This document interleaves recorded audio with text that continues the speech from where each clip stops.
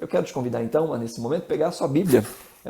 É sempre importante nós termos a Bíblia em mãos, porque, como você bem sabe, se você já faz parte da nossa comunidade há algum tempo, ou tem assistido às nossas transmissões há algum tempo, nós praticamos aquilo que Esdras fez, como nós vimos na semana passada, a pregação expositiva, que é a leitura do texto, buscar compreender o texto e então aplicar o texto. E nós vamos discorrendo então verso a verso, às vezes por um capítulo inteiro, às vezes por uma sessão inteira. E como nós fizemos na semana passada, hoje vai ser da mesma forma, nós vamos passar praticamente por uma boa parte de um livro, o livro de Neemias. Então abra sua Bíblia comigo aí no livro de Neemias, no capítulo 1. Livro de Neemias, capítulo 1. O livro de Neemias faz parte do conjunto de livros históricos, tanto da Bíblia hebraica quanto da nossa Bíblia, que vai tratar então desse momento tão específico da vida do povo de Israel que nós temos falado nessas últimas semanas. Nós nos lembramos então desse momento em que Israel está retornando para a sua terra. Se você perdeu alguma das mensagens, elas estão disponíveis no nosso canal, aí no youtube.com/Ibanac, I-B-A-N-A-C. Você entra aí, é o mesmo canal que nós estamos fazendo então essa transmissão. Dá uma olhadinha, salva ele aí nos seus favoritos. Você pode também se inscrever no nosso canal, compartilhar isso para outras pessoas. Então aí no canal você vai encontrar as mensagens dessa mesma série que foram feitas nas nossas últimas semanas. E como nós temos visto então, o povo de Deus que foi levado cativo para a Babilônia, porque seu coração era obstinado, haviam abandonado o Senhor, haviam deixado a sua aliança com o Senhor, o seu compromisso para com o Senhor, haviam se envolvido com tantas e tantas práticas. Deus, que por sua graça e misericórdia levantou profetas para então chamar a atenção deles, para que eles pudessem se arrepender, não deram ouvidos aos profetas, zombavam dos profetas. Então Deus, para discipliná-los, para ensiná-los, para restaurá-los, Deus então permite que venha o Império Babilônico e os leve para a Babilônia, onde eles são ali agora exilados. Isso aconteceu em 3 levas, em 3 momentos. Jerusalém foi sitiada, foram levados cativos alguns grupos de pessoas até o último momento em que a cidade foi completamente destruída, o templo foi destruído, os muros foram destruídos, as casas, tudo ficou em completa ruína. Nós vimos então que Deus havia prometido, mesmo diante dessa profecia ou do profetizar destes anunciadores do Senhor, de que esse seria um tempo de 70 anos e que após esses 70 anos Deus os traria de volta à sua terra para restaurar-lhes a vida. E essa restauração também aconteceu em 3 períodos. Primeiro com Zorobabel, onde veio um grupo de judeus de volta para Jerusalém. Deus abriu o coração do rei Ciro. Ciro permitiu então que Zorobabel, juntamente com o sacerdote Jesua ou Josué em outras traduções, pudessem voltar então com um grupo de mais ou menos 50 mil judeus. E eles voltaram para reconstruir o templo. E na semana passada nós vimos um segundo grupo que foi permitido agora pelo rei Artaxerxes, que viesse para Jerusalém juntamente com um homem chamado Esdras, um escriba e também sacerdote. Ele veio então com um grupo menor, cerca de 1.500 pessoas, para agora ensinarem a lei do Senhor, restaurarem a identidade do povo de Deus através da pregação da lei do Senhor, através dos escritos antigos, da Torá, escrita por Moisés. Os 5 primeiros livros da nossa Bíblia eram o que eles tinham ali, e muito provavelmente com maior ênfase ainda no livro de Deuteronômio, que era meio que um resumo de toda a lei do Senhor para o povo que estava prestes a entrar na Terra Prometida, isso lá atrás com Moisés, e agora também era muito apropriado para um povo que está vindo para um segundo êxodo, está saindo agora de novo, assim como o povo saiu do Egito rumo à Terra Prometida, agora esse povo está saindo da Babilônia, de volta à sua terra prometida. Então, agora nós vamos ver uma terceira volta, que é essa que acontece através de Neemias. A responsabilidade de Neemias vai ser na restauração dos muros de Jerusalém. Veja, a identidade do povo de Deus, a identidade dos israelitas, dos judeus, ela era formada basicamente por 3 coisas. Nós vimos um pouquinho disso na semana passada. Ela era formada pelo templo, pela Torá, a Bíblia que eles possuíam à época, pela Torá, e pela terra. Era isso que compunha a identidade do judeu. O templo, a Torá e a terra. o que estava conectado com a sua personalidade, com a sua identidade como povo, era a centralidade de Deus, que era representada pelo templo, a habitação do Senhor, as leis do Senhor, as instruções do Senhor para aquela nação, instruções que não eram só éticas, não eram só morais, mas para Israel eram também instruções civis, eram instruções que governavam todos os aspectos da vida do judeu. E por último, a terra. A terra era um elemento muito importante na identidade do povo judeu. Na verdade, Deus sempre falou para o seu povo que ele tinha uma terra. Quando Deus levanta Abrão, que posteriormente vai se chamar Abraão, Deus diz a ele: olha, eu vou fazer de você uma grande nação, e através de você serão benditas todas as famílias da terra, e eu vou dar a você e a sua descendência uma terra. E isso é reforçado com Moisés. Moisés então anuncia em nome do Senhor que este povo iria para uma terra que mana leite e mel. A aliança de Deus era demonstrada para aquele povo também num lugar físico, num espaço físico, numa nação que seria governado pelas leis do Senhor, por pessoas dirigidas pelo Senhor. Então toda a identidade do israelita era baseada nesses três fundamentos aí que nós começamos com a letra T para ficar mais fácil de lembrar: o templo, a Torá e a terra de Israel. E aqui nós então vamos ver um pouco a respeito de Neemias agora, em Neemias capítulo 1. Esse aqui é o terceiro retorno, aconteceu por volta do ano de 444 a.C., cerca de 14 anos depois que Esdras veio com aquele grupo para Jerusalém. E diz assim a palavra do Senhor, Neemias 1, verso 1, diz assim: palavras de Neemias, filho de Acalias, no mês de Quisleu, no 20º ano, enquanto eu estava na cidade de Suzã, Hanani, um dos meus irmãos, veio de Judá com alguns outros homens, e eu lhes perguntei acerca dos judeus que restaram, os sobreviventes do cativeiro, e também sobre Jerusalém. E eles me responderam: aqueles que sobreviveram ao cativeiro e estão lá na província passam por grande sofrimento e humilhação. O muro de Jerusalém foi derrubado e as suas portas foram destruídas pelo fogo. Quando ouvi essas coisas, sentei-me e chorei. Passei dias lamentando, jejuando e orando ao Deus dos céus. E aqui, a partir do versículo 20, mostra uma dessas orações feitas por Neemias, ou o resumo, o conteúdo dessas orações que Neemias fez. Bom, nós olhamos aqui para esse texto e a primeira coisa que nós precisamos pensar então é: quem é esse Neemias? Quem é este homem chamado Neemias?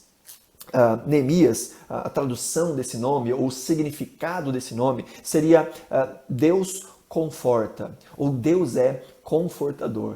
E acho que é um bom nome para esse momento da história. Deus precisa mesmo confortar o seu povo. E quem é esse Neemias? Neemias é alguém que nasceu fora do território de Jerusalém, fora de Israel.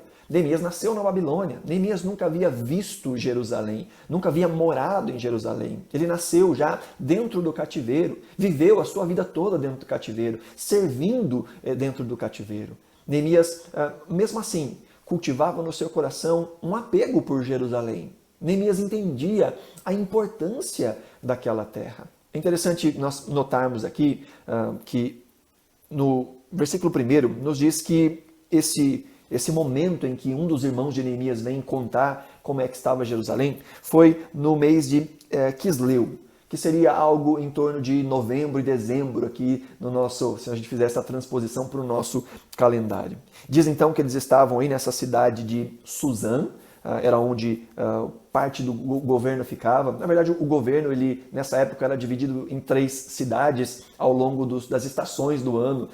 Então a base central era na Babilônia, isso durante os meses de inverno. Aí quando chegava a época da primavera, eles então iam para essa cidade, para a cidade de Suzã. Se você se lembra, a história de Esther, né, passa aí nessa cidade de Suzã. E havia ainda um outro lugar que era chamado Ecbatana, que era uma outra cidade para onde eles iam nos períodos de verão. Então, Neemias está aqui servindo ao rei nessa cidade de Suzã. Ele recebe esse relatório de um dos seus irmãos de que a cidade estava destruída, que estava tudo um caos. E a ação de Neemias está descrita aí no versículo 4. Neemias ora ao Senhor. Então, quando nós perguntamos quem é esse Neemias, primeiro nós vemos que ele é um homem de oração. Ele é um homem que, diante deste pedido, ou dessa informação que ele recebe, é uma informação que é muito triste, Neemias ora ao Senhor. E ao longo de todo o livro de Neemias, nós vamos ver várias orações de Neemias. Não é só neste momento que Neemias ora. E mais, o texto nos diz que ele orou durante algum tempo. Olha aí de novo o versículo 4 diz: quando ouvi essas coisas, sentei-me e chorei. Passei dias lamentando, jejuando e orando ao Deus dos céus. Neemias não orou só naquele momento. Neemias passou vários dias orando ao Senhor. Na verdade, se você olhar aí para o capítulo 2, olha lá comigo no capítulo 2, verso 1 diz: no mês de Nissan, no 20º ano do rei Artaxerxes, na hora de servir o vinho, levei ao rei, na hora de servir-lhe o vinho, levei-o ao rei. Nunca antes eu tinha estado triste na presença dele. Por isso o rei me perguntou: por que o seu rosto parece tão triste se você não está doente? Essa tristeza só pode ser do coração. Com muito medo eu disse ao rei: que o rei viva para sempre. Como não estaria triste o meu rosto se a cidade em que estão sepultados os meus pais está em ruínas e as suas portas foram destruídas pelo fogo? O rei me disse: o que você gostaria de pedir? Então orei ao Deus dos céus e respondi ao rei: se for do agrado do rei, e se o seu servo puder contar com a sua benevolência, que ele me deixe ir à cidade dos meus pais, onde os meus pais estão enterrados, em Judá, para que eu possa reconstruí-la. Veja, mais uma vez, Neemias ora ao Senhor. Mas voltando aqui no versículo 1 deste capítulo, que nos fala desse pedido de Neemias ao rei, diz que isso aconteceu no mês de Nissan. Talvez isso não fale muito para nós, a não ser daquela marca de carro, né? A marca Nissan. Mas o mês de Nissan seria por volta de final de março, início de abril. Preste atenção. Neemias recebe essa notícia por volta de novembro, dezembro. E ele então fica em oração. Diz o texto lá no versículo 4 do capítulo 1 que ele ficou lamentando, orando e jejuando durante um tempo. E agora a gente já sabe durante quanto tempo. Durante 4 meses. Neemias estava aqui regando a sua vida de oração, esse projeto de oração. E no capítulo 1 ainda, do versículo 5 em diante, nós vemos essa oração. Nós vemos um resumo da oração de Neemias. E nessa oração nós vemos mais uma característica. Neemias não era só alguém de oração. Neemias era alguém que conhecia a palavra de Deus. A oração de Neemias reflete ou revela que ele conhecia as Escrituras. Olha lá no versículo 8. Neemias diz na sua oração: lembra-te agora do que disseste a Moisés, teu servo. Se vocês forem infiéis, eu os espalharei entre as nações. Mas se voltarem para mim, obedecerem aos meus mandamentos e os puserem em prática, mesmo que vocês estejam espalhados pelos lugares mais distantes debaixo do céu, de lá eu os reunirei e os restaurarei para o lugar que eu escolhi para estabelecer o meu nome. Veja, Neemias sabe das promessas. Neemias sabe do que foi dito por Moisés. A essa época, já cerca de 1000 anos haviam se passado desde os escritos de Moisés. Mas Neemias conhecia as Escrituras. E a oração dele é uma oração bíblica. Neemias se lembra da promessa. Neemias se lembra da palavra de Deus. Neemias se lembra de que Jerusalém é a habitação de Deus. No coração do judeu era isso que vinha em mente quando se pensava na terra. Embora Neemias não tivesse nascido na terra de Jerusalém, ele sabia que o seu povo estava conectado àquela terra, ligado àquela terra. Então Neemias era um homem de oração, mas Neemias também era um homem que conhecia a palavra. Ainda uma última característica desse Neemias, o finalzinho aí, no capítulo 1, no finalzinho do versículo 11, a última expressão que aparece diz que nessa época eu era copeiro do rei. Neemias servia então na corte real, na corte do rei Artaxerxes. Neemias era um copeiro. E ao falar de copeiro, talvez a gente pense logo num garçom, né? Alguém que vem e serve o rei. Essa era uma pequena parcela das atividades de Neemias. O copeiro, a essa época, era uma posição muito importante.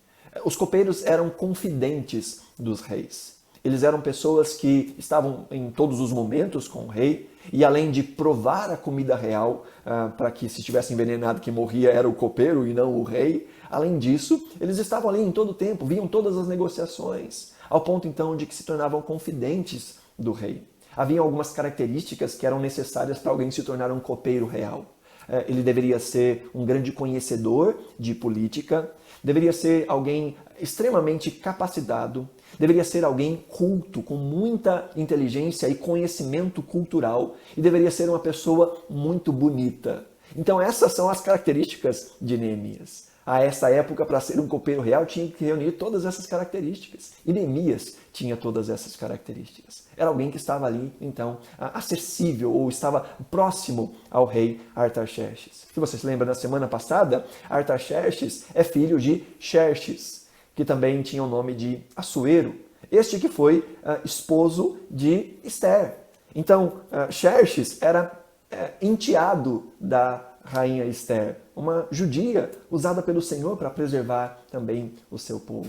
E agora, no capítulo 2, nós vemos que ele está diante do rei, e o rei percebe que ele está abatido, que ele está triste. O versículo 2 do capítulo 2 diz que o rei olha para ele e diz: por que você está triste?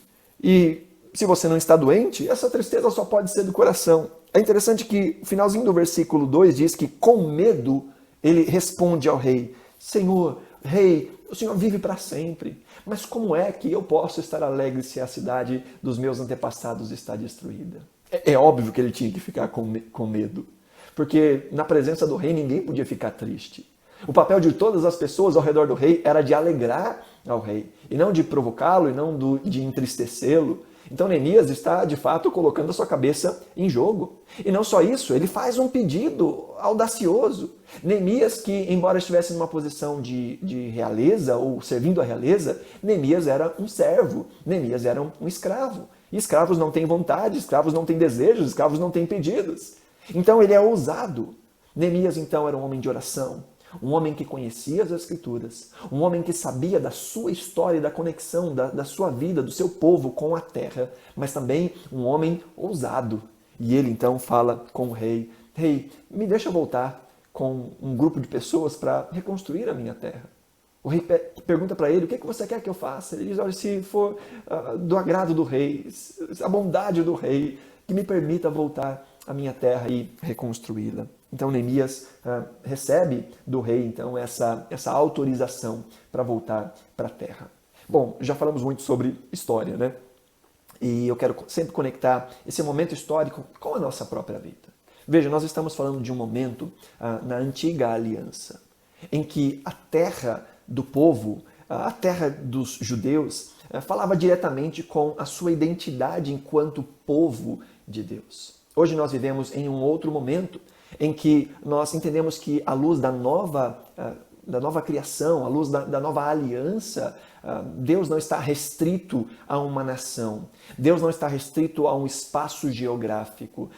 A vontade de Deus e o povo de Deus se espalha por toda a terra, porque esse povo foi constituído povo através de Jesus. Mas nós estamos vendo um momento em que a terra falava muito a respeito da própria presença de Deus e da identidade do povo. Em que as muralhas, que vão ser o trabalho principal de Neemias aqui nesses capítulos iniciais, as muralhas elas resguardavam a cidade de Jerusalém. E para que servem as muralhas? As muralhas servem para proteger, em primeiro lugar, para que os povos não invadam, não tomem as coisas. A essa época era isso que estava acontecendo, por isso vai levantar uma grande oposição, porque as pessoas não queriam que fossem retirado ali daquele ambiente, ou que fosse dificultado para eles ali o trabalho de pilhagem, de arrancar as coisas de Israel. Mas os muros serviam então para proteger e serviam também para unificar. Para dizer, ó, em volta dessas muralhas, ou dentro dessas muralhas, existe uma nação, existe um povo, que ele é separado dos outros povos. E quando nós conectamos isso à nossa vida também, hoje em que a presença de Deus já não se manifesta mais em uma nação específica, embora nós olhamos para Jerusalém com muito carinho, com muito apreço, e alguns até a chamam de cidade santa, hoje não existe uma cidade santa nesses moldes. Hoje nós somos o povo santo de Deus. Mas ainda nós necessitamos de muralhas ao nosso redor. Nós ainda necessitamos de proteção e de identidade. Nós somos o povo de Deus como indivíduos e nós somos o povo de Deus como essa comunidade, essa coletividade. E nós somos então guardados por essas muralhas, em primeiro lugar, através da salvação. Salvação que é um ato, como nós já vimos até agora, um ato monergístico. É algo que Deus faz em nós. É algo que é uma obra de Deus. E é essa salvação que nos protege. É essa salvação que nos guarda. Mas ao mesmo tempo, nós ainda precisamos restaurar os nossos muros. Nós precisamos em todo tempo vigiar nessa restauração. Porque enquanto a salvação é essa muralha, a santificação também é essa muralha. A muralha que nos protege dos nossos inimigos. E nós temos muitos inimigos. Inimigos que tentam roubar os nossos olhos, o nosso coração. Vivemos num mundo que é contrário a Deus e que em todo momento quer pressionar sobre nós valores e padrões que são contrários ao Senhor. A Bíblia nos fala que também existe um inimigo espiritual, que é chamado de o inimigo das nossas almas, que em todo momento busca nos tragar. Mas além disso, há um outro inimigo, e esse inimigo é um inimigo interno. Os nossos próprios desejos, as nossas próprias vontades. A nossa velha natureza que continua a lutar, mesmo tendo recebido a Cristo como nosso Senhor, mesmo estando nesse processo de transformação, ainda existe dentro de nós desejos que são contrários ao Senhor. Existem inimigos. E nós precisamos em todo tempo estar restaurando essas muralhas, vencendo, reerguendo isso que nos protege e isso que nos torna povo de Deus. As muralhas que hoje nós buscamos são a salvação, nos firmarmos nessa salvação que nós já recebemos, mas também a santificação. Um trabalho que, enquanto a salvação é monergística, é algo que Deus faz. A santificação é algo sinergístico. É Deus agindo e nós agindo. Deus agindo em nós e através de nós. Nós buscando a conhecer a Deus a cada dia mais. Então nós precisamos restaurar também essas muralhas, como indivíduos. Mas também precisamos restaurar as muralhas como povo. Nós somos esses restauradores de muralhas, enquanto nós estamos edificando a nova cidade, a nova Jerusalém. É Cristo quem edifica o seu povo, a sua igreja, mas Ele faz isso hoje através do seu povo, através da sua igreja. Enquanto nós pregamos o Evangelho, enquanto nós anunciamos as boas novas de salvação, nós estamos sendo usados como instrumentos de Deus para povoar essa nova terra que nós aguardamos. Nós somos forasteiros sobre essa terra, como nós cantamos. Nós somos forasteiros neste mundo. Nós aguardamos a nossa verdadeira pátria. Mas enquanto isso não acontece, nós batalhamos pelo reino de Deus, sendo estabelecido onde quer que nós pisemos os nossos pés. Assim como Neemias, que não nasceu em Jerusalém, que não conhecia Jerusalém, mas entendia o poder de Jerusalém, trabalhava por Jerusalém e sonhava com voltar a Jerusalém. Nós que nascemos nesse mundo caído, nós sabemos que a nossa pátria é outra. Nós trabalhamos por esta outra pátria e nós aguardamos a manifestação dessa outra pátria, a nossa pátria, que de fato é verdadeira. Então, Neemias é este que foi para restaurar os muros. E nós precisamos restaurar os muros da nossa vida, nós precisamos desenvolver essa unidade como povo de Deus e mostrarmos que somos um povo diferente, com padrões diferentes, com ações diferentes, porque estamos rodeados por este muro de salvação, este muro de santificação. Vemos então a partir do capítulo 4 que este muro então começa a ser construído. Mas olha que coisa interessante. Nós não vamos ler o capítulo 3, na verdade, porque ele é um capítulo que fala de muitos nomes e, resumindo o capítulo 3, o que nós vamos encontrar é a família tal ficou responsável por esta parte do muro e eles construíram. Então são várias famílias, o que é uma coisa muito importante e interessante de nós percebermos. Aqui, ao longo de todo o capítulo 3, nós vamos ver que 38 indivíduos são nominados. Mas, além desses 38 indivíduos, está sendo apresentado aqui 42 grupos de pessoas. 42 amontoados de pessoas, de famílias, que são responsáveis na construção desse muro. É um trabalho que não aconteceu com uma pessoa. É um trabalho que contou com toda a comunidade de Israel. Muitos grupos estão ali trabalhando, cada um na sua porção, cada um com a sua responsabilidade. É interessante que você vai ver aqui vários nomes sendo citados, mas Neemias, este Neemias do livro, não aparece com o seu nome citado. Neemias é aquele que arquiteta o trabalho, é aquele que ajuda a dirigir o trabalho, mas são todas as outras pessoas, são toda essa comunidade que está trabalhando para erguer as muralhas de Jerusalém. Olha que interessante. Nós também somos estes que constroem as muralhas, que edificam a cidade de Deus. E isso não é uma obra simplesmente dos oficiais. Isso é uma obra de toda a comunidade dos filhos de Deus. Cada um de nós, cada pessoa, cada indivíduo é um sacerdote. A igreja do Senhor é composta por pessoas que, uma vez salvos, agora trabalham para o reino. Cada um a sua parcela, cada um com a sua responsabilidade. Deus distribui dons, Deus distribui talentos, mas todos estamos trabalhando em prol do mesmo objetivo, a edificação do reino de Deus. Na igreja não existe espaço para consumidores. Na igreja não existe espaço para espectadores. A igreja de Cristo é composta de gente que, uma vez que recebeu o Evangelho, entendeu o Evangelho e se tornou povo de Deus, agora é um edificador, é alguém que trabalha pelo reino e para o reino. Deus nos chamou para sermos estes representantes do reino do Senhor. Cada um à sua maneira. Existem pessoas que Deus levanta para estar à frente como líderes, mas entenda mais como pensa num time de futebol. O time de futebol tem pessoas que cada um está na sua função, tem um atacante, tem um zagueiro, tem um meio de campo, tem um goleiro. E tem aqueles que trabalham na comissão técnica, que auxiliam para que tudo possa acontecer, para que instruam, para que ajudem em muitas formas. E nessas partidas também nós vemos a plateia, nós vemos o povo que está ali assentado e olhando o jogo. Veja, na igreja, todos nós somos chamados para ou jogarmos em uma posição ou auxiliarmos aqueles que estão jogando em alguma posição. Nós somos chamados para sermos esses. Mas infelizmente dentro da igreja do Senhor há muitos que se veem como plateia, se veem como público, que ao invés de estar batalhando e trabalhando, ainda zomba daqueles que não fazem as coisas como acham que deveria ser feito. Como nos jogos de futebol, quando alguém faz algo errado, quando o goleiro não consegue segurar aquela bola, e nós vemos gente zombando, nós vemos gente chamando frangueiro, seu ruim. Às vezes na igreja do Senhor existem pessoas assim, que ao invés de estarem trabalhando pelo reino, não só não trabalham, como desmotivam, desencorajam aqueles que estão colocando as mãos no arado. Nós todos somos chamados a jogar nesse time.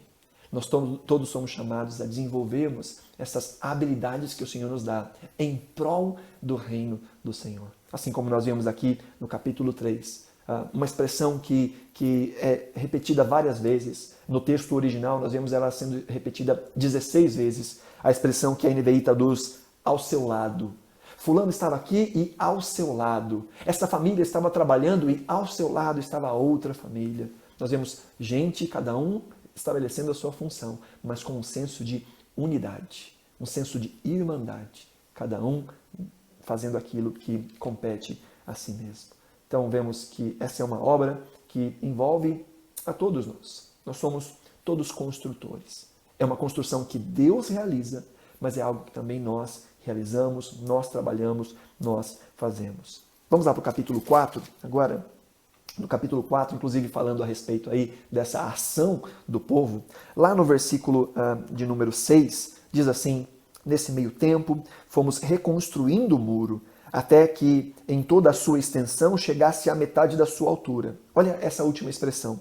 Pois o povo estava totalmente dedicado ao trabalho. Um povo que havia se levantado, se posicionado em unidade para então batalhar e trabalhar pela construção da cidade, pela reconstrução da cidade. Mas, como vimos na semana passada, como vimos na semana retrasada, como vimos ao longo dessa série, quando nós nos colocamos para fazer a obra do Senhor, sempre existem as oposições. Tem uma expressão ou uma ideia que nós conhecemos, que é a tal da lei de Murphy. Conhece a lei de Murphy? Que diz que tudo aquilo que for para dar errado, vai dar errado. Você se coloca para fazer alguma coisa e aquilo que não era para acontecer, acontece. Bom, há uma outra lei, isso quem diz é o pastor Skip Heiser, da igreja Calvary, Albuquerque. Ele diz uma frase muito interessante. Ele fala que existe a lei também de Satanás, que é aquilo que Deus ama, Satanás odeia. E quando nós nos colocamos para fazer aquilo que Deus ama, Satanás odeia aquilo que nós estamos fazendo. E ele se coloca em oposição. Seja de maneira interna, condenando o nosso coração, tentando nos motivar. Ou seja, de maneira externa, usando muitos instrumentos para poder nos desencorajar, para poder nos desanimar. E o que nós vemos no capítulo 4 é o início de uma oposição, que vai em todo o texto, até a finalização dos muros, vai acontecer. Há uma oposição. Sempre que nós nos colocarmos para fazer a vontade do Senhor, vai existir oposição. Como eu falei há algumas semanas atrás, talvez você se lembre disso. Fazer a vontade de Deus não é fácil, não é simples. Nós precisamos de dedicação, de amor. Se a vida cristã para você é muito fácil, é porque você está fazendo alguma coisa errada. Quando nós vivemos de fato para a glória de Deus, vão existir as dificuldades, vão existir os entraves, as oposições. E Neemias está enfrentando oposição, juntamente com todo o povo. Há muitos tipos de oposição. Aqui nós vamos poder ver alguns tipos. Por exemplo, aí no capítulo 4, no verso 1, diz o seguinte: quando Sambalate, esse é um daqueles que se opunham contra o que o povo de Deus estava fazendo. Quando Sambalate soube que estavam reconstruindo o muro, ficou furioso. Olha a primeira estratégia que nós vemos aqui. Ridicularizou os judeus. E na presença de seus compatriotas e dos poderosos de Samaria disse: o que aqueles frágeis judeus estão fazendo? Será que vão restaurar o seu muro? Irão oferecer sacrifícios? Irão terminar a obra num só dia? Será que vão conseguir ressuscitar pedras de construção daquele monte de entulhos e de pedras queimadas? Tobias, o amonita, que estava ao seu lado, completou: pois que construam, basta que uma raposa suba lá, para que esse muro de pedras desabe. Uma das estratégias para nos fazer desanimar, uma das oposições que existem, são esses momentos de ridicularização, em que as pessoas zombam. E talvez você já tenha sido alvo dessa zombaria. De pessoas que dizem: não vai dar certo, desiste, a sua vida não tem sentido, não vai para frente. Agora você quer dar uma de santo? Quando você está nesse trabalho, nessa luta, buscando santidade no Senhor, existem pessoas que vão se levantar, pessoas que não entendem o que a gente entende, não conhecem a Deus e vão zombar e vão dizer: olha, você não vai conseguir. Como disseram aqui para Neemias e para todo o povo: olha, ainda que vocês construam esse muro, é só soltar uma raposinha em cima que vai destruir tudo, vai acabar com tudo. Nós podemos ouvir ao longo da nossa vida isso: olha, a sua vida não vai dar em nada, você não vai conseguir sair dessa, você não vai conseguir vencer. Há muitos que são ridicularizados pela sua fé. Deixa eu só abrir um parênteses aqui. Há muitos que são ridicularizados por sua fé, porque na verdade estão estabelecendo mesmo uma fé ridícula. Presta atenção. Há muitos que são zombados, não porque estão vivendo uma vida real com Deus, mas porque estão vivendo uma caricatura dessa vida com Deus. Vivem de maneira que Deus não prescreve. Vivem uma vida, de fato, zombando do nome de Deus. E não é à toa que outros vão dizer: olha, você não parece que é crente nem um pouco. Mas aqueles que vivem para a glória do Senhor, esses também vão sofrer oposição. Então a primeira oposição que nós vemos aqui é a zombaria. Mas não só isso, existem outras oposições. Olha no versículo 11 do capítulo 4. E os nossos inimigos diziam: antes que descubram qualquer coisa ou nos vejam, estaremos bem ali, no meio deles. Vamos matá-los e acabar com todo o trabalho deles. Os judeus que moravam perto deles 10 vezes nos preveniram: para onde quer que vocês se virarem, saibam que seremos atacados de todos os lados. Uma segunda forma de tentar se opor é essas ameaças mesmo. Ameaças de que vão ser destruídos. Olha, esqueça esse negócio de vida cristã. Você vai perder muita coisa com isso. Você vai perder amigos. A sua família vai parar de olhar para você. Às vezes vem esse tipo de ameaça. Olha, se você não tomar a postura que eu estou mandando você fazer, se você não renunciar aos seus princípios, eu vou ter que mandar você embora, eu vou ter que te demitir. Olha, eu não vou conseguir mais ser seu amigo, você ficou muito chato. Às vezes as pessoas ficam chatas mesmo, mas quando nós fazemos a vontade de Deus, às vezes nós vamos ser tidos como chatos. E há ameaças que podem tentar nos desmotivar. Nós ainda vemos essa história vai continuar, essa tentativa de desânimo vai continuar, até lá no capítulo 6. No capítulo 6, no versículo 1 em diante, nós vamos ver que eles tentam aqui agora distrair o povo de Deus, chamando para conversa. Faltava pouco para acabar ali com a construção dos muros, faltavam alguns detalhes, e aí eles tentam de todas as formas tirar a visão deles, fazer com que eles saiam ali, que eles parem com a obra. Ainda no capítulo 6, lá no versículo 9, Neemias diz, eles estavam todos tentando intimidar-nos, pensando, eles serão enfraquecidos e não concluirão a obra. Esse é o resumo. As oposições vêm para tentar nos enfraquecer, para que não venhamos a concluir a obra. Eu quero te dar uma dica aí.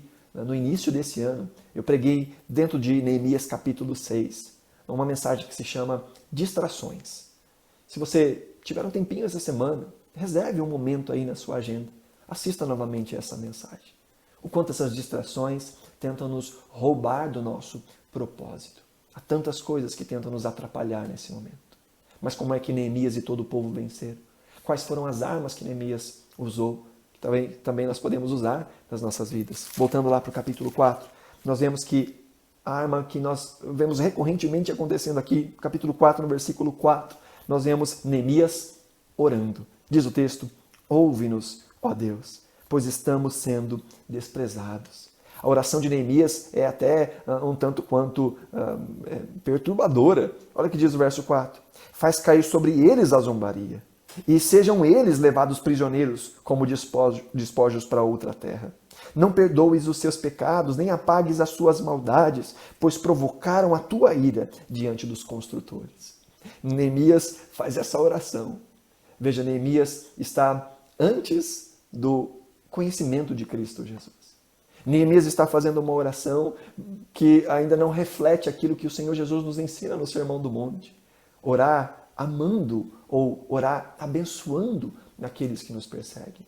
Neemias está à luz do seu conhecimento da época, fazendo sim uma oração que é chamada de oração imprecatória, pedindo que Deus despeje a sua justiça ou a sua ira sobre os povos. Mas há um princípio importante aqui. Independente de como essa oração de Neemias está sendo feita, Neemias está fazendo a coisa certa. Neemias está colocando a vingança nas mãos do Senhor. Neemias está confiando de que quem julga as suas causas é Deus, e não ele. Quem defende as suas causas é Deus. Ele está apresentando, ele está colocando a vingança nas mãos do Senhor. Não só aqui, nós vemos mais oração de Neemias acontecendo no capítulo 6 também. Lá no capítulo 6, depois que eles tentam de toda forma distrair Neemias, diz lá no versículo 9 novamente, diz, estavam todos tentando intimidar-nos, pensando, eles serão enfraquecidos e não concluirão a obra. Olha o final do verso 9, eu, porém, orei pedindo, fortalece agora as minhas mãos, Senhor.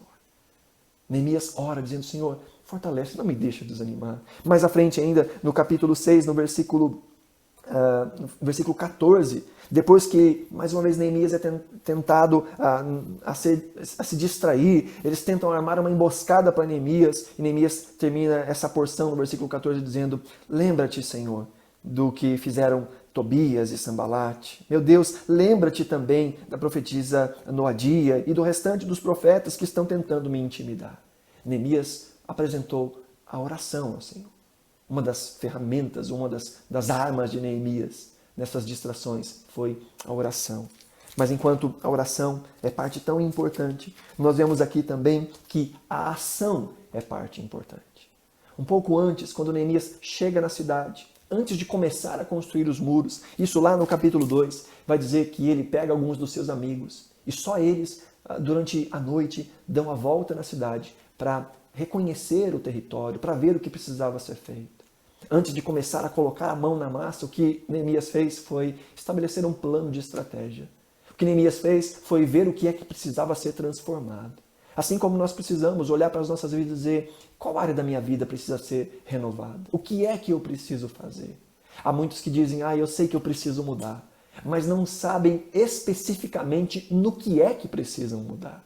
É necessário fazer esse inventário da sua vida, olhar quais são as coisas que precisam ser transformadas. Talvez seja o meu temperamento, talvez seja a minha boca, talvez seja a minha atitude diante de algumas situações. Fazer esse inventário, estabelecer essa estratégia, assim como Neemias.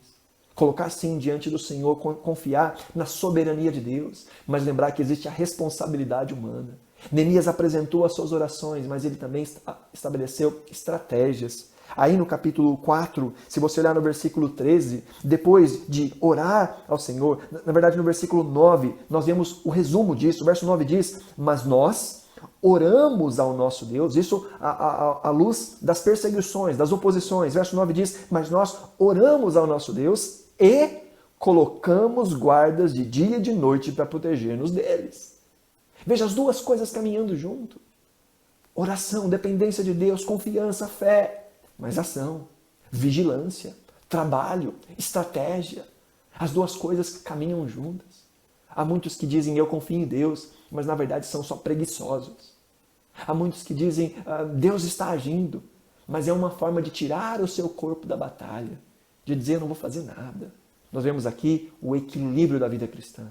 Neemias diz: nós oramos, mas nós colocamos guardas, nós vigiamos. No versículo 13 em diante nós vemos Neemias dizendo: por isso posicionei alguns do povo atrás dos pontos mais baixos do muro, nos lugares abertos, divididos por famílias, armados de lanças e espadas. Fiz uma rápida inspeção e imediatamente disse aos nobres, aos oficiais, ao restante do povo: não tenham medo deles, lembre-se de que o Senhor é grande e temível, lute por seus irmãos, por seus filhos, por suas filhas. Neemias motiva o povo. Então veja, há oração, mas há necessidade de estabelecer estratégias. Estabelecer alvos, metas, trabalho, colocar a mão na obra, vigiar. Neemias, então, tem essas armas. A oração, a estratégia, a vigilância, a ação. Mas, por último, nós vemos ainda no versículo 6, no capítulo 6, na verdade, no versículo 3, quando tentam desmotivá-lo, quando tentam distraí-lo, a resposta de Neemias é: eu estou executando um grande projeto e eu não posso descer. Por que parar a obra para ir me encontrar com vocês? A terceira arma de Neemias foi o senso de prioridade. Neemias sabia o que era importante. E Neemias gastava tempo com aquilo que era importante. Neemias fez o que tinha que fazer. E o resultado disso, nós vemos aí no capítulo 6 ainda, no versículo 15. E diz: o muro ficou pronto no 25º dia de Elul, em 52 dias. Quando todos os nossos inimigos souberam disso, todas as nações vizinhas ficaram atemorizadas e com orgulho ferido, pois perceberam que essa obra havia sido executada com a ajuda do nosso Deus. Diante de todas essas ações, diante desse posicionamento, o que nós temos é o final da obra, uma obra concluída. Um muro ao redor de uma cidade inteira, construída em 52 dias. Por quê? Porque havia um povo que estava trabalhando. Havia um grupo de pessoas que estava unida, ainda que haviam oposições, dificuldades, momentos de tentativa de retrocesso, desencorajamento, mas um povo que lutou com as armas que tinha, que orou ao Senhor, mas que vigiou. Diz o texto, em determinado ponto, de que eles começaram a construir de um lado segurando os instrumentos para a construção e do outro segurando uma espada. Que enquanto um grupo estava construindo, havia um outro grupo que estava protegendo. Eles estavam então trabalhando e vigiando, orando e vigiando, orando, agindo e vigiando. Uma cena que pode descrever muito bem este momento aqui. Nós vemos lá no capítulo 1, quando Neemias ouve a respeito da destruição de Jerusalém, que as coisas continuavam caóticas. Neemias se assenta e chora, lamenta. Depois, Neemias se ajoelha e ora. E depois, ele se levanta e age. Assim deve ser a nossa vida. Às vezes, em momentos difíceis, nós nos assentamos e lamentamos. Mas nós não podemos parar aí. Precisamos nos ajoelhar e orar. E levantarmos após esse momento para agir. Dependendo do Senhor e fazendo aquilo que está ao nosso alcance, como o Senhor nos instrui. O resultado? O muro foi construído. O muro foi reerguido. E o que aconteceu com as pessoas ao redor? Elas viram que Deus estava naquele projeto. Mais uma vez, nós vemos a boa mão de Deus. Nós vemos mais uma vez que Deus é o grande herói dessa história.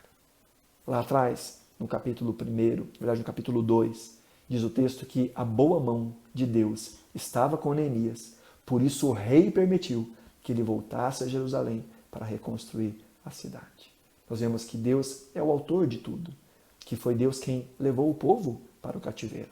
Mas Deus levantou pessoas para preservá-los no cativeiro. Deus abriu o coração de Ciro para que um grupo voltasse e reconstruísse o templo. Deus abriu o coração de Artaxerxes para que permitisse que Esdras voltasse e reedificasse a comunidade através do ensino da palavra. E Deus, novamente, abençoou, abriu o coração de Artaxerxes para que Neemias pudesse voltar com mais um grupo de judeus e pudesse reconstruir a cidade. Nós vemos a obra do Senhor sendo realizada pelo Senhor, sendo garantida pelo Senhor, usando o seu povo, usando a vida daqueles que temem ao Senhor como instrumento. Deus também faz uma obra nas nossas vidas. Essa obra que é individual e essa obra que é coletiva. Essa obra da salvação e da santificação que guarda o nosso coração e a nossa mente. Mas também essa obra da edificação do seu reino, da edificação dessa nova Jerusalém, através dessa comunidade chamada de povo de Deus, que trabalha com seus dons, com seus talentos, em unidade, para estabelecer o reino de Deus. Vão existir, sim, em todo tempo, oposições, dificuldades, tanto nas transformações individuais, como no estabelecimento deste reino. Mas aqueles que se apegam às armas de Neemias, a oração, a vigilância, a estratégia, o senso de prioridade, esses conseguem ir até o final. Sabe, a nossa terra ainda está por se revelar. Aquilo que nós chamamos de escatologia, as coisas dos últimos tempos. Naquele dia, nós não precisaremos de templo. Naquele dia, diz a palavra do Senhor, que nós não precisaremos que ninguém nos ensine a Torá, como Esdras ensinou ao seu povo. Porque as palavras do Senhor estarão gravadas no nosso coração. Naquele dia, nós não precisaremos de muros, porque toda a terra estará cheia da glória do Senhor. Toda a terra estará coberta com a identidade desse povo santo e que ama a Deus. Mas enquanto esse tempo não chega, nós nos fortalecemos no Senhor. E nós buscamos edificar as muralhas da nossa vida e do reino do Senhor aqui na terra. Que o Senhor nos dê a capacidade de entender isso. Que o Senhor nos faça lembrar desse desafio, dessa obra que Ele está realizando, mas que nós somos chamados a tomar parte, como um privilégio, como instrumentos nas mãos do Senhor. Que essa série que nós temos trabalhado possa servir para que nós possamos nos lembrar que existem dificuldades que acontecem nas nossas vidas e muitas delas são permitidas pelo Senhor para nos restaurar, para restaurar o senso de adoração, para restaurar a importância das Escrituras, para restaurar a importância da nossa identidade e da nossa expectativa dessa nova terra e desse reino de Deus que já começa a ser estabelecido aqui e agora. Que o Senhor nos dê visão, em nome de Jesus.